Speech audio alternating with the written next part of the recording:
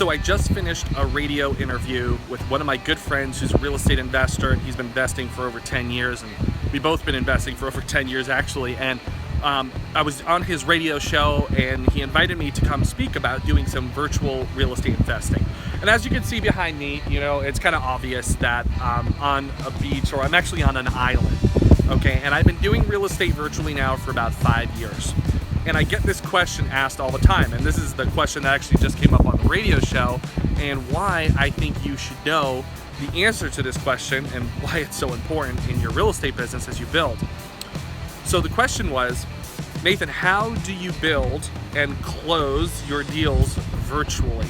Like, how do you do it from overseas? And there's multiple elements to that process, okay? So there's 3 parts. And we're gonna keep it very simple because it's actually easier than you think. The first part is you have to have a good team. A good, what I like to call deal hunters on your team. That means people who are actively in the area, in the market, be able to go out there, take pictures of the properties, take videos. You can actually hire people to do this. You can find them on like Craigslist.com, or you can go to property service companies will actually do this, and you literally can pay someone about $25. There's usually a range, but typically on the low end, $25. I've seen on the high end maybe about as high as $65, depending if you're working through a property service company or if you're hiring privately.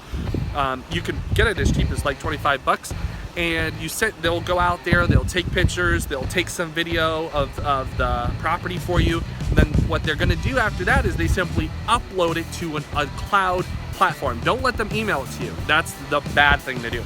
What you want them to do is upload that to a cloud. Maybe you set up a folder that they have access to, and they upload all the pictures, they label the folder, the property address, and then they upload the pictures and the videos to that folder. Then you have all the pictures and the videos that you need for that property. Boom, that's the first thing. You need someone to get out there and do that part of the property. Then as you analyze the property, put it under contract, fantastic. Okay, part 2 to doing deals virtually. You need a good title company or an attorney. So whether you're investing in a title state or you're investing in an attorney state, you're gonna need a good relationship with the title company or the attorney. Now, when I say good relationship, this doesn't just mean like you talk to them once, or you just have a small 10-minute conversation.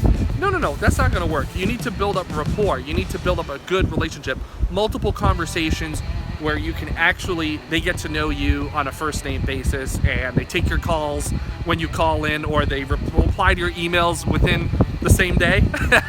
That's the kind of relationship that you want in your real estate business, okay? So building up good relationships. Now, how to do that, I'm gonna give you a quick tip here, is show interest in them, in their business and in their company. Bring them referrals. Find a way to bring your power team referrals so they can get business as well as doing business from you, okay? Number 3, the last step is closing the deal. Closing the deal virtually is actually, some people think like, oh, don't I have to be there to close the deal? Actually, you don't. And I actually haven't been to the last, 30 closings. I can't even recall the last time I've been to a closing. So you can do all your closings virtually, and you're gonna need a few tools to make this happen. I would recommend a simple, powerful tool called DocuSign. DocuSign is a web-based version and a mobile app version where you can literally sign all the documents that you need to, and you can email them back to your title company or your attorney. Now, if depending on your attorney or title company doesn't operate that way, okay, depending on state to state, some attorneys and title companies want someone to be in the office to close, or even if you have a seller or another buyer that would really feel comfortable with you being in the office, then here's what you can do. You get a person that you can trust, someone that you trust, maybe one of your deal hunters, maybe a family member or a friend or whatnot, whatever you need to do, and you're gonna have them sign a POA, a power of attorney. This gives them the legal right on your behalf to sign for you for that particular deal. There's actually all kinds of ways you can shift your power over to someone else through a power of attorney for all different reasons, for health, finances, bank accounts, real estate, all kinds of things. And you can look into that if you're interested, but For real estate, you're going to have them be your representative and sign on your behalf for that specific real estate transaction. Don't worry about finding a doc for this.